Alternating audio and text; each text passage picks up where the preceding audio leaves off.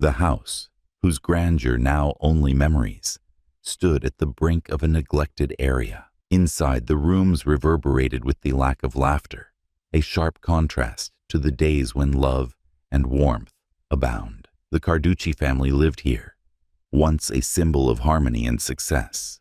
This was underneath the surface of respectability, though, was a web of secrets and resentment that would shortly explode in the most terrible of ways. Synopsis.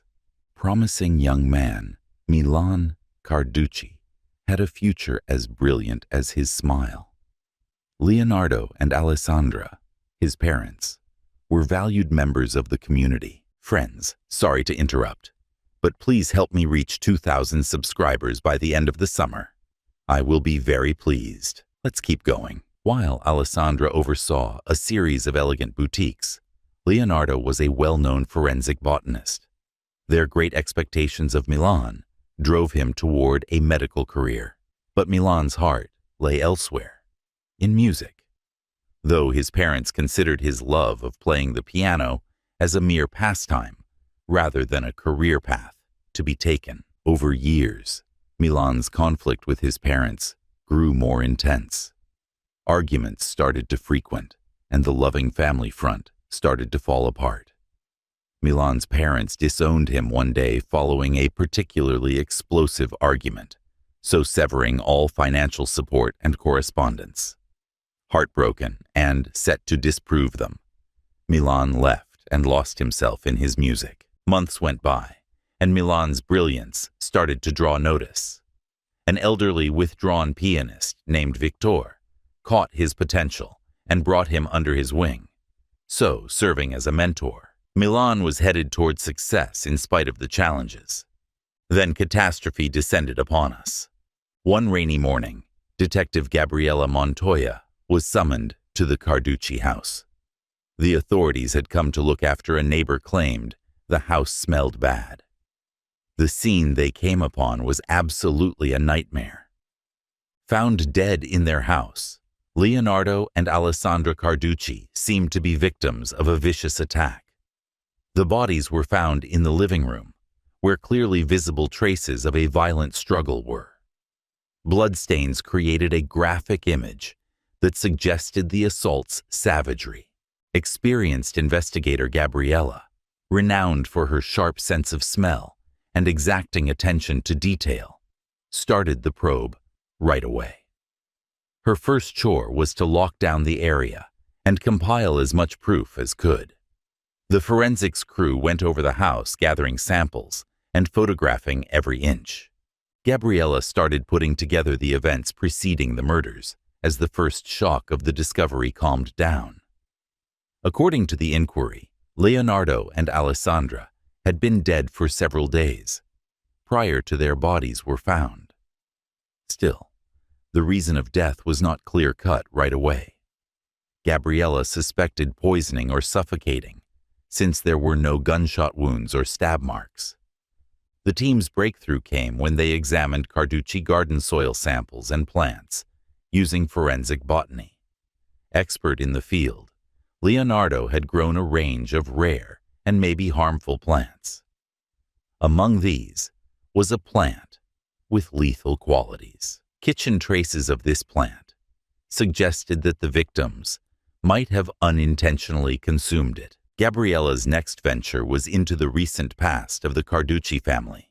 She found the tense relationship between Milan and his parents by interviewing friends, neighbors, and co-workers.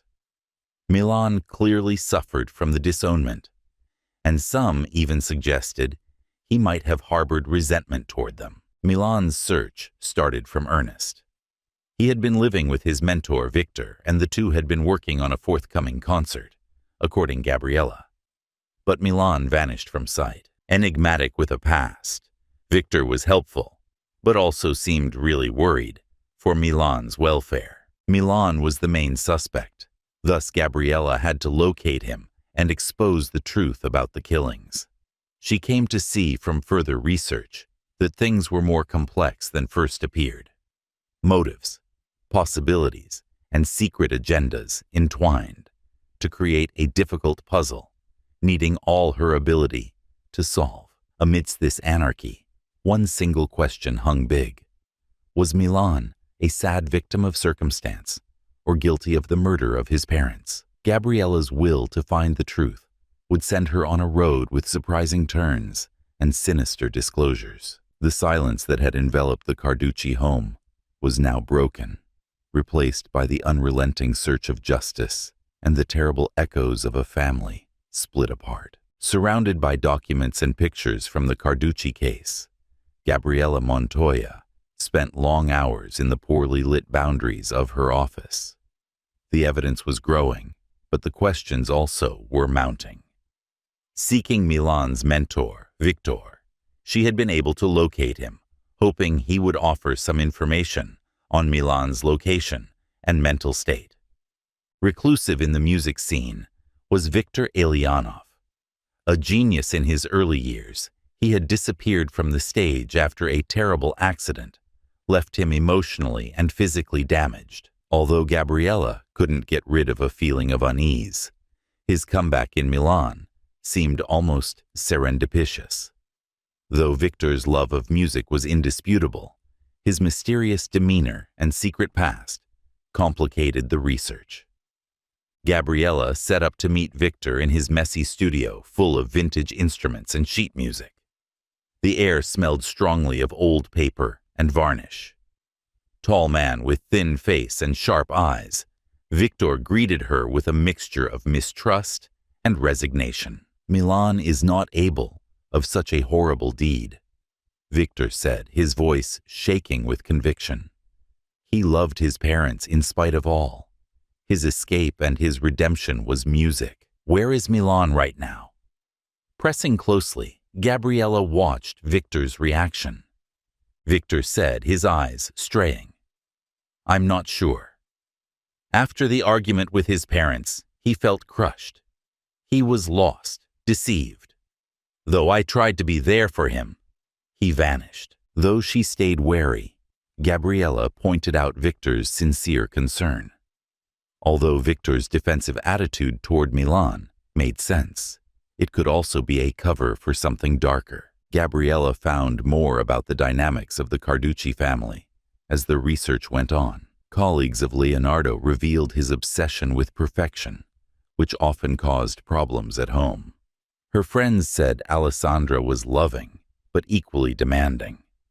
The disownment of Milan seemed to be the last straw in a protracted family conflict. Using CCTV footage and witness reports, Gabriella's team tracked Milan's last known movements. Late at night, he had been seen leaving Victor's studio, appearing messy and unhappy. This drove the investigators to a rundown motel on the outskirts of the city, where Milan had checked under an alias. Inside the dark room, Milan's possessions were strewn randomly. On the bed lay sheet music loaded with frantic notations next to a half-empty pill bottle. There was hopelessness in the air. The degree of Milan's suffering sank Gabriella's heart. Milan owned a journal among his possessions.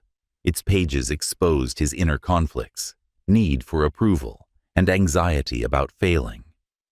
Still, one entry caught my eye. It told of a recurrent dream in which his parents' faces contorted in pain, and they were screaming for help. Milan always stood over their dead bodies at the end of the dream, his hands bloodied. Gabriella experienced a cold running down her spine. Though it vividly captured Milan's mental state, the journal entry was not a confession. For him, the boundaries separating reality from dream seemed to fade. Was this sufficient, though, to establish his guilt? Reversing back to the crime scene, the forensic team kept examining the data. Traces of the poisonous plant, found in a teapot, indicated Carducci's had been poisoned. The plant was almost invisible to the untrained eye, further investigation revealed. It had been ground into a fine powder and combined with other herbs. Gabriella remembered Leonardo's forensic botanist knowledge. Could he have known the features of the plant? Before his death, did he suspect foul play?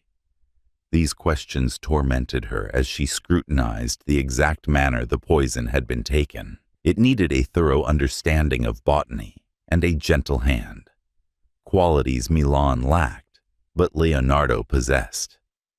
In Gabriella's head, a fresh theory started to develop. Suppose someone else had planted the poison, someone who knew Leonardo's botanical interests and could turn them against him. Although Victor was a possible suspect given Milan's circumstances, his alibi appeared strong. Gabriella resolved to look closer at Victor's past. She learned that Victor had formerly engaged in a fierce rivalry with Leonardo over a revolutionary botanical discovery. After Victor's accident, which Leonardo had allegedly brought about, the rivalry had suddenly stopped. Could Victor have harbored a resentment for all these years, just waiting for the right opportunity to attack? Gabriella dug more and discovered proof of a secret meeting between Victor and Leonardo just before the killings. In a remote area of the botanical gardens where Leonardo worked, witnesses saw the two men engaged in fervent argument. This confrontation gave the case still another level of complication. As Gabriella Montoya compiled sufficient proof to bring Victor Elianov under interrogation, her research reached a turning point. The involvement of the reclusive pianist in the Carducci murders had changed from a residual mistrust to a pressing reality needing explanations. Early in the morning, Victor was taken under custody. Like wildfire, word of his arrest rocked the music business and the community.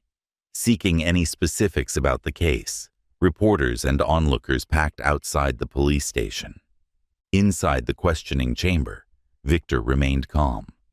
With hands clasped, he sat staring at Gabriella, who stood across from him, examining his every action. "Mister, you are charged with the murders of Leonardo and Alessandra Carducci," Elianov said, her voice steady but firm.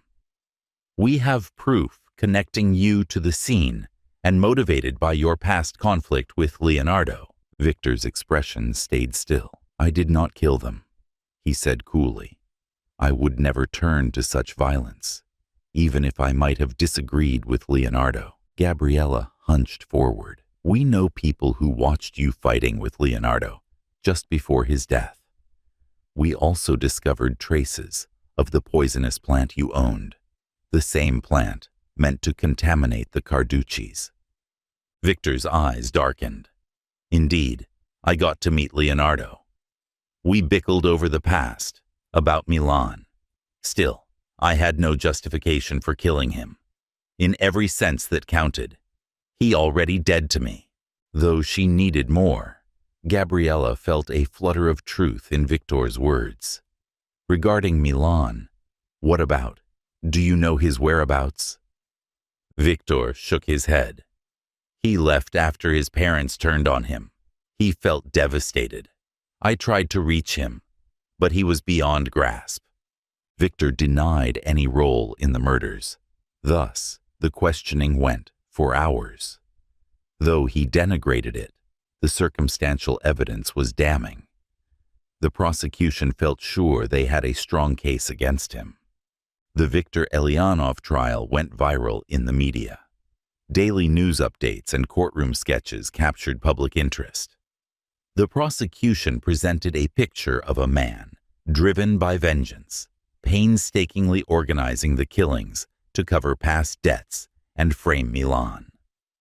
But the defense claimed that Victor's eccentricity and past rivalry with Leonardo were causing him to be scapegoated. They questioned the prosecution's account by underlining the dearth of direct proof connecting him to the real poisoning. The absence of Milan affected the proceedings greatly. Law enforcement made great efforts, but he stayed elusive, a phantom presence stalking the court. Although his journal was offered as proof of his psychological condition, it also drew attention to his susceptibility and likelihood of manipulation. Gabriella was constantly uncomfortable as the trial went on. One thing didn't make sense. Victor's stoic attitude and relentless denials stood in sharp contrast to the way the prosecution presented a vengeful killer. Seeking a breakthrough, Gabriella decided to review the forensic evidence. Gabriella's tenacious nature paid off. Examining the source of the poisonous plant more closely turned out an amazing revelation.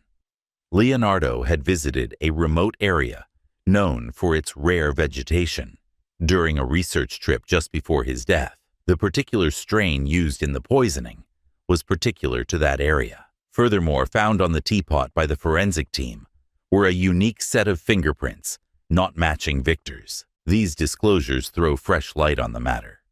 Gabriella started to believe that someone close to Leonardo, with access to his work and a thorough awareness of his botanical output, was the actual killer. She dug into Leonardo's personal and professional relationships and found a complex web of academic rivalries and secret affairs. One name caught me: Dr. Sofia Reyes, a fellow of Leonardo's who traveled with him on his study trip. Brilliant botanist Sofia had a reputation for ambition and merciless attitude. She had been having an affair with Leonardo, a secret Alessandra had learned just before she passed away. Further inquiry turned out this fact: Gabriella met Sofia, who first claimed no involvement. But under strain, Sofia's front fell apart. Driven by a poisonous mix of ambition and jealousy, she admitted to poisoning the Carduccis. Knowing Victor's past competitiveness with Leonardo would make him a handy scapegoat, she had intended to frame him. Once Sofia confessed, the case against Victor fell apart. Although he was cleared and let go, the experience broke him. From a villain, the public's view of him changed to one of a tragic person caught in a web of dishonesty and betrayal. Milan came out from undercover at last, haunted by the death of his parents and his own supposed guilt. He had been living in solitude. Reaching out to him, Gabriella provided understanding and support. Milan chose to go back into the music business, drawing inspiration from his suffering and experiences for his work. Sofia was found guilty of murder of Leonardo and Alessandra Carducci. Her collapse acted as a sobering reminder of the terrible force of jealousy and the extent some would go to reach their goals. Although Sofia's conviction and the trial helped to close the case, the wounds left behind were complicated and severe. Having seen the worst sides of human nature via this research, Gabriella Montoya thought about the aftermath and how it affected all those engaged. Aftermath and thought process. Once a house full of hopes and dreams, the Carducci house stood silent, a memorial to the terrible events that happened inside its walls. Once revered the Carduccis, the community now saw the house with a mix of grief and curiosity. It turned into a place of whispered legends and warning stories. Even cleared, Victor Elianov battled to reconstruct his life. The marks of the trial and public scrutiny left him a shadow of his former self. Once joyful music now seemed contaminated by the memories of the trauma. He withdrew even more into seclusion, his once promising comeback in the music business cut off. The road Milan Carducci took to heal was difficult. The guilt over the deaths of his parents, combined with the heavy media coverage, deteriorated his mental state. Still, he started to find his way back into the world with the help of Gabriella and a few close friends. Once a comfort, his music started to be a way for him to communicate his suffering and resilience. The case had not spared Gabriella personally. The complexity and emotional weight of the inquiry made her doubt both the nature of justice and her own decisions. She spent some time off to recover and think, but her will to expose the truth never wavered.